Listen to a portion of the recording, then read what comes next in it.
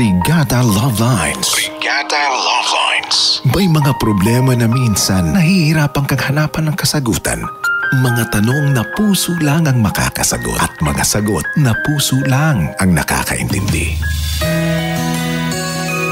Pakinggan ang mga kwento at mga storya ng buhay dito sa Brigada Love Lines. Brigada Love Lines. Brigada Love Lines.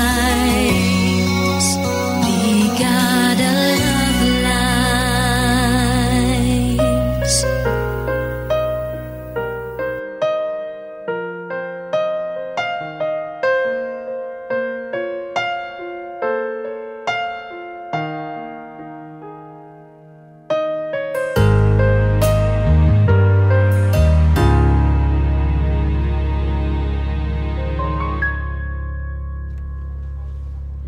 Dear Brigada Love Lines, kagaya nga ng narinig ko na minsang payo nyo dito sa inyong programa, na sa oras na nagmo-move on tayo sa nakaraan nating relasyon, kailangan natin ng ibang tao na tutulong sa pagmo-move on natin. Taong tutulong hindi para maging palakibutas at lalo't higit hindi mo rin siya gagamitin. Magandang hapon, Brigada Love Lines. Tawagin niyo na lamang po ako sa pangalang Jelay, 28 years old mula sa Cavite. Mayroon po akong long-time boyfriend noon. 6 years kami ni Andrew bago kami nag-break. Ang dahilan, nahuli ko siya na may ibang kalandiang babae. Akala ko nung una, kalandian lang talaga. Pero yun pala, may lihim silang relasyon. Two-timer siya sa madaling salita. Sobra po ako nasaktan that time, Brigada Love Lines. Pero kasabay nga ng aking pag-move on kay Andrew, dumating naman sa buhay ko si Nigel. Siya yung taong tumulong sa akin sa pag-move on ko. Nung una, hindi ko naman siya kaibigan at naging ka-close ko na lang talaga siya nung mga panahong wasak na wasak ang puso ko. Hindi kalaunan, ramdam ko na nagpapahiwatig na sa akin si Nigel. Panay siya hirit na posible niya raw akong magustuhan. Nung una, Brigada Love Lines, ayokong pansinin iyon. Pero habang tumatagal, hindi ko na rin maipagkakaila na kakaibang saya na ang hatid sa akin ni Nigel.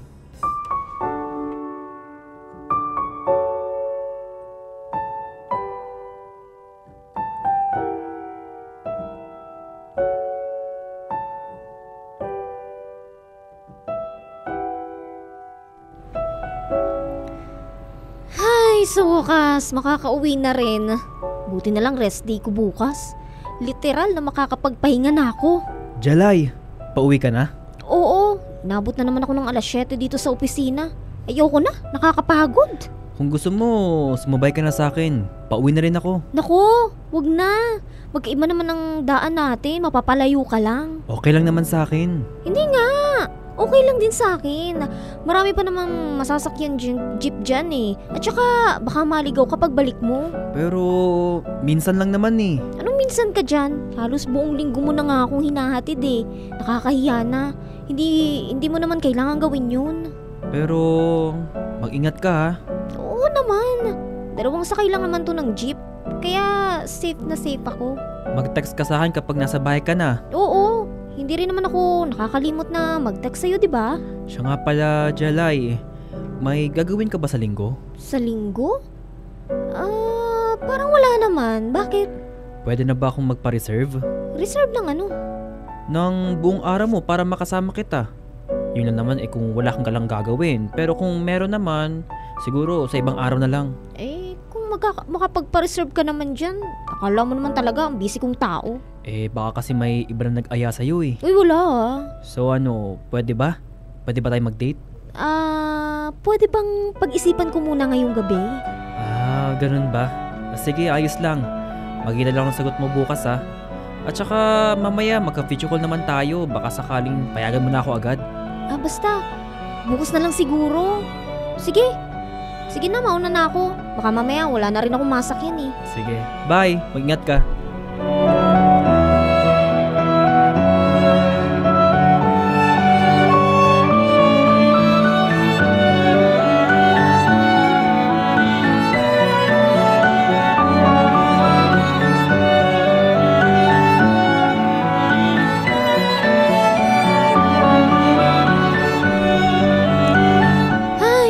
Salamat naman at inabot kita rito, Bes. May sasabihin at itatanong kasi ako sa'yo. Akala ko nakauwi ka na. Ano ba yon? May mga tinatapos pa ako ritong trabaho at sabi nga ng boss nating magaling, wala pa raw akong karapatang umuwi. Kasi Bes, inaaya ko ni Nigel mag-date daw kami ngayong darating na linggo. Anong date? Seryoso ba? As in date kayo lang dalawa? Hindi ko kasi alam kung hihindian ko o papayag ako. Ang sabi ko na lang sa kanya kagabi, pag-iisipan ko muna. Anong pag-iisipan ka dyan? Bes, hindi ka pwedeng makipag-date sa lalaking yon. Ito rin namang si Nigel may kalandian din talaga alam mo naman na may gusto na ako doon sa tao, di ba? Kaya hindi ko alam na ang magiging desisyon ko ngayon. Hindi mo alam. Kahit alam mo naman na hindi pwede kasi may girlfriend siya. Ano ka ba naman, Jelay? Akala ko ba matalino ka? Bakit mo pa pinag-iisipan yan? Natural na hindi dapat ang sagot mo. Pero si Nigel na yun Yun yung taong nandyan lagi para sa akin. Yung sobrang naiintindihan ako, palagi ako naiintindihan. Alam mo, wala akong pakialam. Basta malinaw na hindi ka pwedeng makipag-date sa kanya. May girlfriend yung tao. Ilang beses ko bang ipapaalala yun sa'yo? Ikaw din naman kasi, bakit mo hinayaang magkagusto dun sa kanya? Hindi ko naman sinasadya Siya rin kasi, Papol. Yan nga pagtawag-tawag niya sa'yo, pati yung mga hatid-hatid na yan.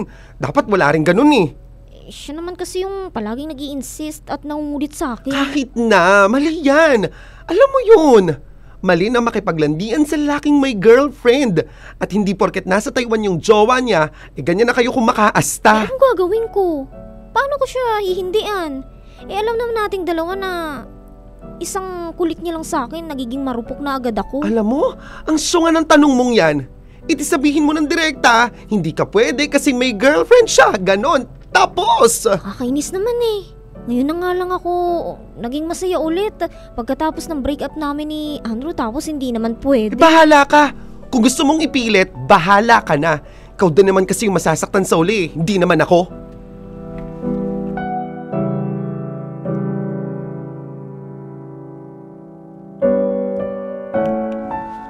Brigada Love Lines! Tumanggi ako noong makipag-date kay Nigel. Naisip ko kasi ang mararamdaman ng girlfriend niya. Sinubukan kong umiwas pero ako rin talaga ang marupok sa huli dahil hindi ko siya matiis na kausapin. Hindi pa nagtagal at mas lumalim ang pagtingin ko para sa kanya. At sa pangalawang pagkakataon na ayain niya ulit ako makipag-date, pumayag na po ako sa gusto niya.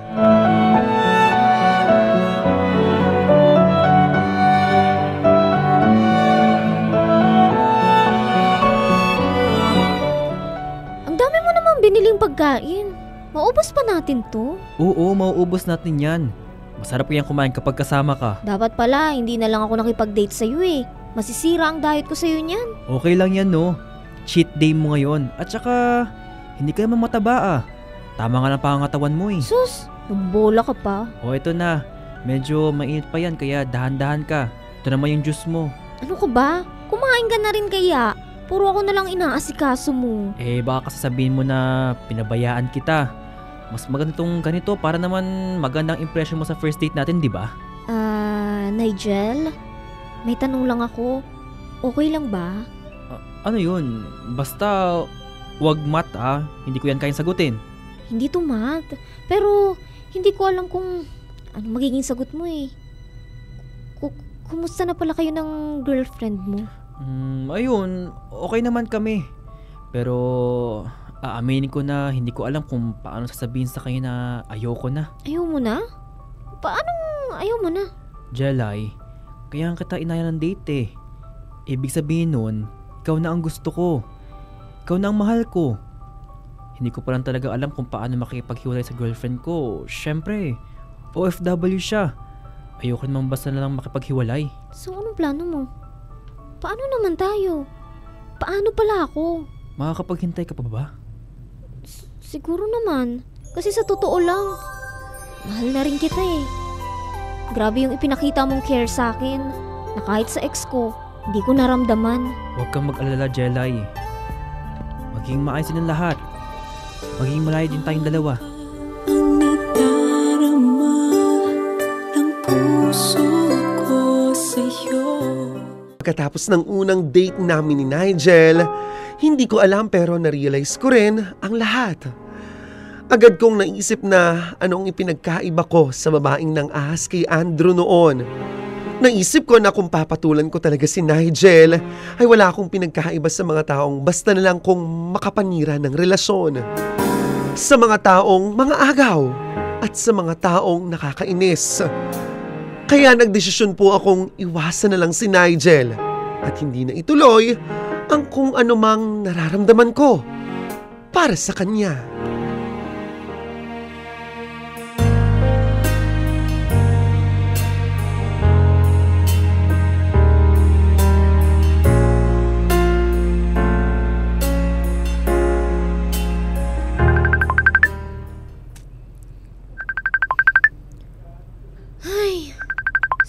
Tumatawag this oras ng gabi. Matutulog na ako eh. Ay nako, si Nigel na naman. Patayin ko na nga lang tong cellphone ko para hindi na siya makatawag. Jelay! Jelay! Buksan mo tong pinto! Kausapin mo ako! Alam kong nandyan ka. Narinig ko yung cellphone mo. Jelay! Please! Si Nigel yun na. Anong ginagawa niya dito? Jelay, mag-usap naman tayo oh. Anong ginagawa mo rito, ha? At saka paano mo nalaman kung saan ako nakatira? Hindi na mahal ko sa ko nalaman. Ang gusto ko lang, kausapin mo ko. Sinabi ko na sa'yo ang lahat. Ang lahat. Ang gusto kong sabihin sa text. Kaya wala tayong dapat pang pag-usapan. Hindi ako papayag. Ano bang maling nagawa ko? Bakit ba ako iniiwasan? Okay naman tayo pagkatapos ng first date natin, di ba? Tapos bigla na lang ganito?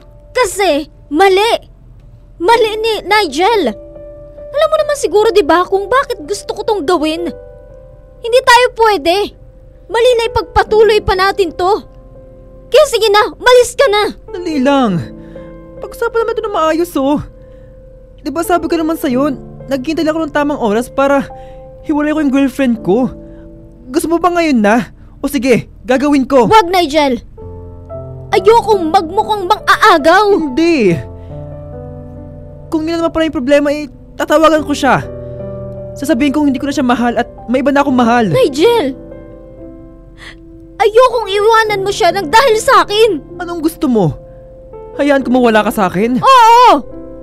Pakawalan mo ako. Hindi ko kaya yun. Mahal kita eh. Ikaw na ang mahal ko. Handa ko nga siyang iwan para sa'yo eh. Bakit ayaw mo pa rin? Dahil ayokong makasakit ng ibang tao. Ayokong may umiiyak ng dahil sa akin. Dahil mas pinili kong mas maging makasarili. Sabi mo, mahal mo ko, di ba? Ano to? Bakit ganito? Dapat nga nung una pa lang itinigil na natin to eh. Di sana hindi nangyari to. Huwag mo naman gawin to. Mahal kita. Pero mahal mo rin siya, di ba? Jelay, please. Kung talagang mahal mo ako, una pa lang iniwanan mo na siya. Jelay, huwag naman ganito. Nigel, alam mo naman yung past ko, di ba? Alam ko kung ano yung pakaramdam ng maiwan at ipagpalit sa iba. At ayokong maramdaman yun ng girlfriend mo nang dahil sa akin. Pero ikaw na nga yung mahal ko, di ba? Ikaw na yung gusto ko makasama. Alam ko, Nigel. Pero hindi ito yung tamang panahon sa ating dalawa. Hindi tayo yung tamang tao para sa isa't isa.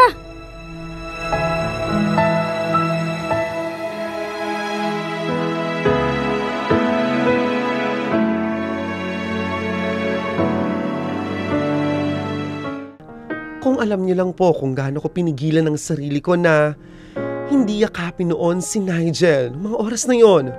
Pero sa huli, mas pinili ko pa rin nga po ang tama. Inisip ko na kung kami talaga ang para sa isa't isa, marahil hihintayin ko na lamang ang panahon na siyang kumilos para sa aming dalawa.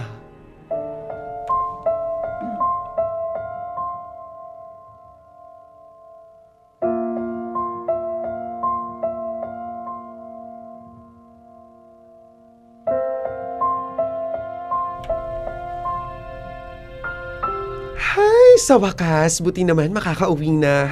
Makakapag-rest day rin. Jackie, Alam mo ba kung nasaan si Jelay? Ito na naman si makulit.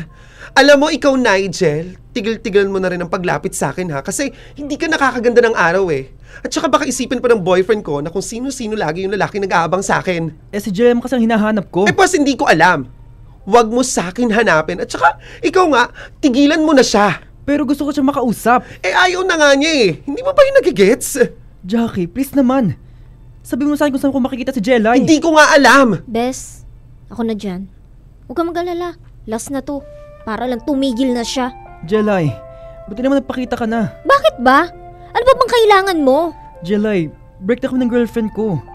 Kahapon tinawagan ko siya at sinabi ko sa kanya na ayoko na. Wala na siya nagawa kasi hindi ko naman talaga siya mahal eh. Kaya ito na yun. Maging okay na tayo. Alam mo, Nigel, sa ginagawa mo, mas marami lang tayong sinasaktan.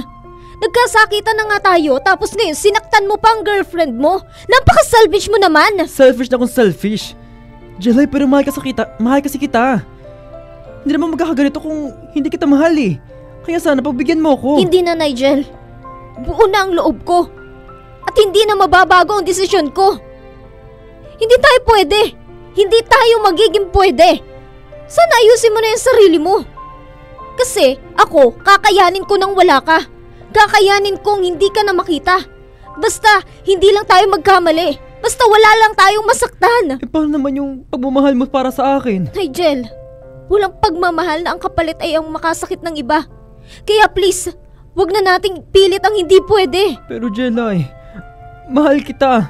Mahal na mahal kita. Tama na, Nigel. Tama na.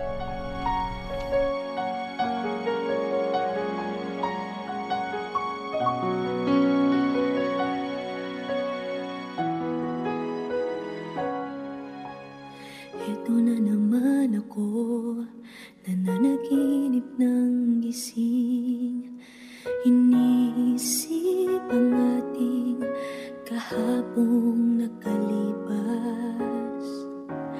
Kay saya ng ating pagsasama. Ngunit bakit biglang nawala na parang bula?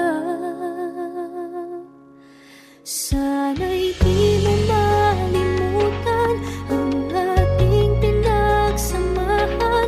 Kung sakali mang may minamahal ka ng iba, pipilitin ang sarili na maging masaya. At kung sakaling ika'y babalik, ako'y nandito lang kung sakali.